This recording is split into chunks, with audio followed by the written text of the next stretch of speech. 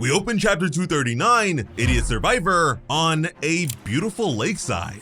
Yeah, we're moving away from the whole Shinjuku battle for this chapter. Move aside Sukuna, because we've got another threat to catch up with. We've jumped to a colony in the Iwate prefecture right by Lake Gojo.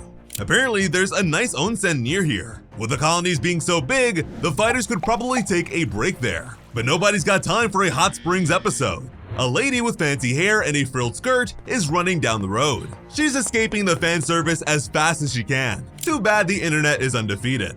It's only a matter of time. She glances around looking for anyone who might be following her. There's no sign of a pursuer, but she's not slowing down. Instead, she jumps away from the road, taking to the undergrowth. This woman, Princess, is flat out sprinting, sweating, and panting as she keeps fleeing as fast as she can. She didn't expect to be chased like this, and she's still trying to work out why. Why is this guy after her? Because the Culling Game didn't go how he wanted? The figure chasing her was too fast to spot. Only a little tap of boots on the road lets Princess know that she is still not safe. The sorceress doesn't turn around, still sprinting through the rough hills and woods near Gojo, even as the terrain gets harder to run through. Princess's mind is still focused on trying to figure out why she's being chased. It's gotta be how the Culling Game went. The rules that were added after things started did help slow down the pace of deaths. They had to have been player-driven. But then the military showed up, likely at the mastermind's request. And even that wasn't enough. Now he's getting involved personally. Finally reaching her limit, Princess turns around and yells at the man who was following her, Kenjaku. He gave her a second chance of life, bringing her soul to a cursed object. And now he's just ripping that away? Why? What was the point of any of this? No answer. Princess keeps running almost away from the colony now. But as she skids through a hole in the brush, an adorable curse cloud just falls down around her. Look at this little cute creature of death. It looks like one of those soot spirits from Spirited Away. Princess tries to put her hands up to block its attack, but it's no use. The curse just flows around her like it's gas. This thing is surprisingly deadly. Princess struggles for breath, reaching for her throat as Kinjaku's curse starts to rip the air out of her lungs. Looking up, she can see him. He was chasing her, but now there's no need to bother getting up. Kinjaku's just lazing around on the tree, letting the curse do its work. He admits to Princess that he doesn't really care about her life, or anyone's life. The other sorcerers in this game are just seasoning. He'll kill them or let them live without really caring much about it. He just does what he has to. And for the Culling Game to end, all the participants need to die. Princess isn't just going to let him kill her though. Even while she's struggling to breathe, the sorceress focuses cursed energy on her ringlet, making it spin faster and faster. In a second, a supersonic spinning drill of hair is launched straight at Kinjaku. Unfortunately, the body-stealing villain is too fast, leaving the drill to strike the tree. Before Princess could fire a second shot, the googly-eyed curse solidified. Whatever it's made of, it must freeze at an ambient temperature. By the time Kinjaku falls to the earth, Princess is stuck on the ground, wrestling with the block of material that's surrounding her head. Kenjaku murmurs that even if he doesn't care about the lives of these ancient sorcerers, he still feels like this is kind of wasteful. He spent a lot of time setting all this up, striking bargains with all these old souls. Still, he's here now, and he needs to end things. Kinjaku clenches his fist, focusing the cursed energy within. He just flicks one finger at the block of ice, and Princess is enveloped by ring after ring of all-consuming force. She's frozen in that instant, clutching her throat. Overhead, a flock of birds cries out, "The battle's over!" Kinjaku looks down, frowning. He hasn't gotten any enjoyment from that outcome. Princess is at his feet, surrounded by leaves and other forest debris, and is very dead. What, was that it? Kenjaku's supposed to be using Suguru Geto's curse technique, curse spirit manipulation. This attack doesn't fit with that. Is it some kind of simpler move like Black Flash or Simple Domain? At a glance, it looks like the tiny Uzumaki play he pulled against Yuki Tsukumo, but Uzumaki is supposed to be more of a spiral. The whole reason it's called that is a tribute to Junji Ito's classic horror manga. This is more of a shockwave, more focused, like vibrations passing through the block. Now that he's killed her, Kinjaku feels like explaining some of his prep work to Princess's corpse. It was pretty easy for him to chase her. All the Culling Game sorcerers were prepared by him. That makes it pretty easy for an experienced sorcerer to track them. He knows exactly what he's looking for. Even if he doesn't have that advantage, some of the sorcerers chose to stay within the colonies. Kinjaku wasn't expecting that, though he muses that it makes sense. get hunted down in the colony, or have to try and deal with a very confused outside world. There are no good options, especially for the very confused ancient sorcerers. They wouldn't know where to start in modern society. Another sorcerer calls Kenjaku out from the shadows. Again, Princess is very dead. Kenjaku's talking to himself a lot. The stranger wonders if living this long has finally driven the old sorcerer crazy. Kinjaku doesn't get angry at that. He can see the funny side of how he's acting. He points out that he's running out of friends to talk to. And yeah, he's gone through everyone willing to talk to him at this point. Most of his friends are dead. Mahito and the disaster curses. The Hasaba twins who followed Geto around. Even Sukuna and Uraume are too busy to hang out with him right now. Is this actually something that matters to him? Since he's almost out of people to talk to, Kenjaku throws out an offer to the guy who's joined him here. Hiori Hazenoki. How about he becomes Kenjaku's new friend? The shirtless warrior rolls his eyes at that, but doesn't shoot him down. He's heard dumber ideas. Kenjaku, taking that reaction at face value, starts listing requirements for his friendship. If they're gonna go through with this, Hiori can't be boring. Plus, they've gotta be equals. He can't call someone lesser than him a friend. A guy's gotta have standards after all. But before Kenjaku can list anything more, Hiori stops him. He wasn't being serious about palling around with Kenjaku. The idea of having another long-haired friend annoys him on principle. Reggie's star really left a bad impression with Hiori, huh? I can't blame him, that guy was pretty irritating. Anyway, Kenjaku puffs up his lip and pouts. Is he actually taking this personally? He really wanted to be friends with Hiori. He calls it a shame that they couldn't make a connection. Is he just goofing around? Kenjaku's gotta kill Hiori to end the Culling Game. But if this is just a joke, he must be in a very playful mood. Before the two can start fighting though, Kenjaku's phone buzzes. Apologizing to Hiori, the old sorcerer fishes it out of his robes to find a terrible quality scan of Gojo's death. Damn, social media leaks get out there so quickly these days. At least tag your spoilers, guys. Kenjaku squints at the image of the battle, flicking back through the footage. It doesn't take him long to work out how Sukuna won the fight, expanding his technique's target. Once he's worked that out, the old sorcerer chuckles. Kenjaku can appreciate Sukuna getting to have a good time with a big battle. He's also not too concerned with the threat of Sukuna, even though he's demonstrated such power. Kenjaku's a pretty thorough guy when it comes to planning things out. I mean, you're definitely a different type of villain if you're willing to become a woman and get pregnant for the sake of an evil scheme. Sukuna may be powerful, but Kenjaku is a total freak. Hiori joins in, checking the fight footage on his own phone.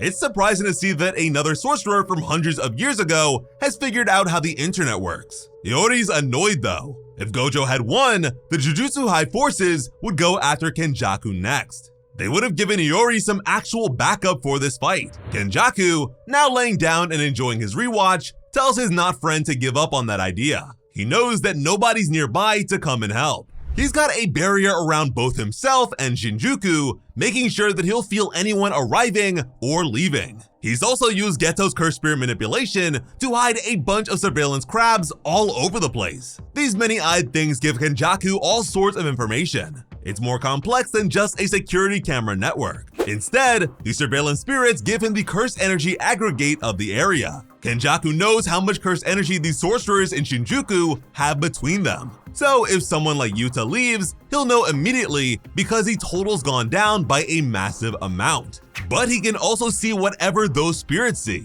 That means he can actually track people like Maki who don't have cursed energy, or Wiwi who can teleport and thus get around the barrier. In theory, he should be able to keep track of everyone's location. There's no chance for Jujutsu High to surprise him. Hiori grins at that. Even though the older sorcerer set all this up, Kinjaku is scared of the other fighters. He wouldn't be so worried about what they're doing if they couldn't challenge him. Even with Geto's curse technique, Kenjaku's a bit of a coward. The old brain monster laughs, but doesn't deny it. He's only admitted this much because only one guy is here with him, and he's not going to live long enough to tell anyone about it. There's a scuttling sound from the shadows of the woodland. They're moving through the trees, high above the battleground. Hiori turns, jumping away as a whole legion of cursed spirits emerge from the undergrowth. Bugs, a giant face, a shark, all snarling at their target, ready to rip the guy apart. It's like a messed up version of where the wild things are. Kenjaku hasn't bothered to get up from that log he was lying on.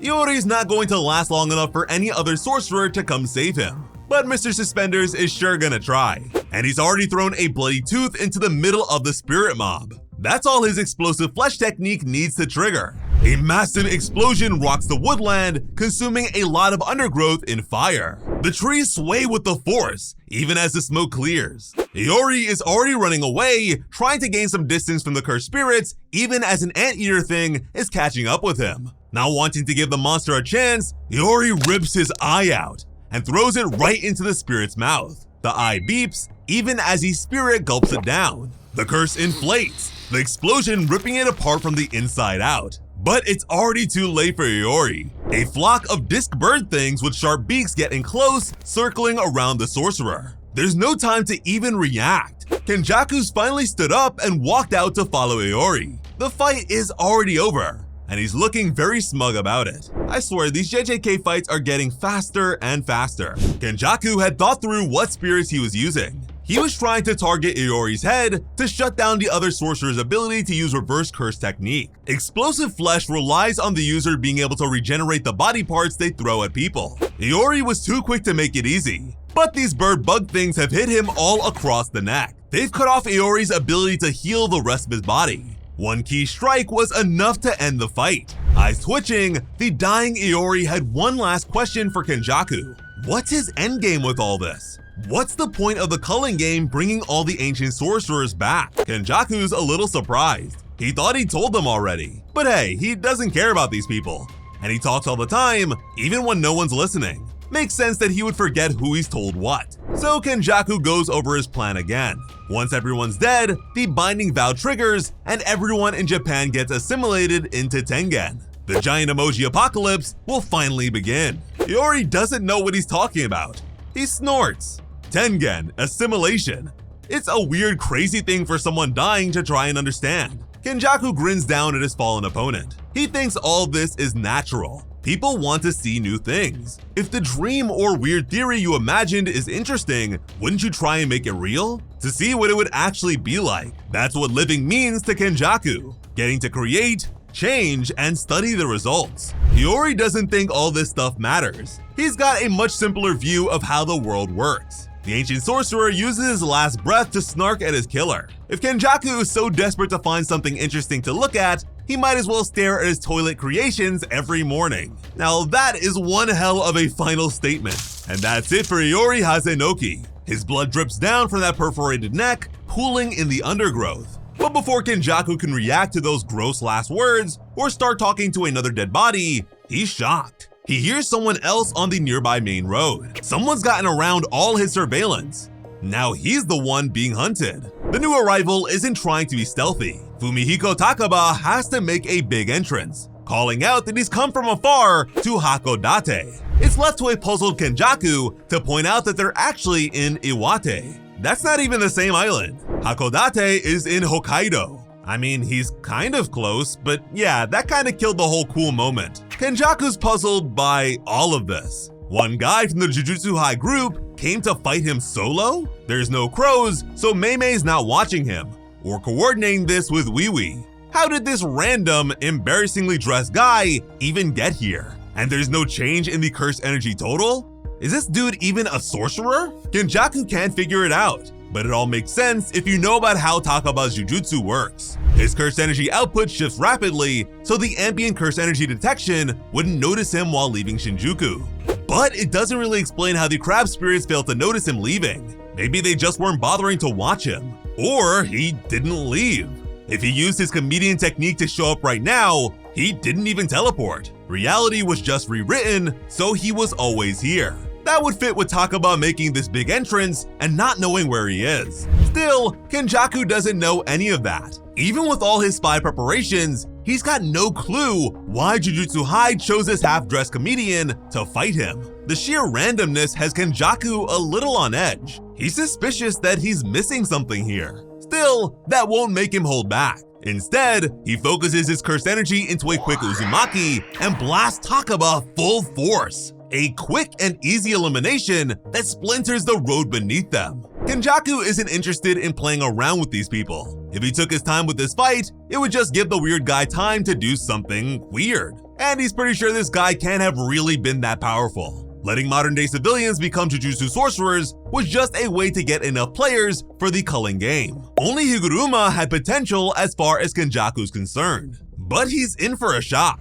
Takaba emerges from the crater Kenjaku's Uzumaki caused, just yelling at him for the attack. He's completely unharmed, just rolling with the shot and overselling his anger at it. Kinjaku just gapes at the comedian. Kinjaku, the guy who set up the entire Shibuya incident, the one who sealed Gojo, this mastermind, this super prepared guy who always has an answer for every problem, just met an opponent that makes no sense. One who can shrug off his strongest insta-kill attack like it's nothing. Fair play, Takaba. This really is pretty funny. Kenjaku, still on the back foot, tries to work out what just happened. In all his centuries of life, he just hasn't had this feeling before. It's not just that his attack didn't work, but some higher power suppressed it, forced it not to work. This fight is going to be a challenge. Now out of the crater, Takaba grins at his opponent. There's so many exciting things in the world, but one's better than any other. The moment when the no-name side character gets to steal the show. The mention of this immediately made me miss Black Clover. Even Kenjaku can't argue with that, smiling back at the comedian. For once, he's going to have to take an opponent pretty seriously. Takaba really saved his cool entrance bit with, hey, he stole this whole bit from Sandwich Man. He's ripping off a famous comedy duo for his big cool guy moment. I guess you could call this a reference, but doing their whole routine? Damn, he might be in need of some new material. And that's not entirely a joke. Takaba's comedian technique needs him to keep finding his comedy funny. That'll give him a lot of options in a fight, but if it goes on for too long, his bit will get repetitive. And once he knows he's not being funny, he's done. Having a ton of material is pretty crucial for him to keep a fight going. Still, Takaba has a shot here. He's already managed to shrug off Uzumaki. He may actually be the best possible person to fight Kinjaku. The ancient brain thing always relies on his plans and preparations. Curse Spirit Manipulation gives him all these different tools for a fight. That's how he beat Hiori so easily. He had those beak things ready to go. He just needs to find the right spirit to take advantage of his foe's weakness. Now though, he's facing an opponent where all that stuff goes out the window. You can't exactly logic your way out of comedy. Even overwhelming force can be shut down like it's nothing. What can Kinjaku even do here? He can't even use comedy to understand what Takaba's going to do next. The guy is a terrible comedian. Nobody knows where he's going with his jokes. Kenjaku's basically got two options once he works out how comedian works. He can try and heckle the guy and poke holes in his jokes to make him stop finding them funny. That's the logical approach, but that's tough. Takaba's used to people not finding him funny. The better plan could be trying to outdo him. Turn this whole fight into slapstick comedy. If Kenjaku can be funnier than his opponent, that might be enough to make Takaba doubt his comedic skill. Whatever the case, this fight is going to be wild. We could seriously see JJK's main villain die fighting a half-naked failed comedian, leaving Sukuna to be the final boss. Now that would be one hell of a twist. Leave us your thoughts on all this in the comments, especially if you're upset that we don't get to see Yuji's new power against Sukuna yet. As always, I'm Slice of Otaku. Thank you all so much for watching and have an awesome day. I love you.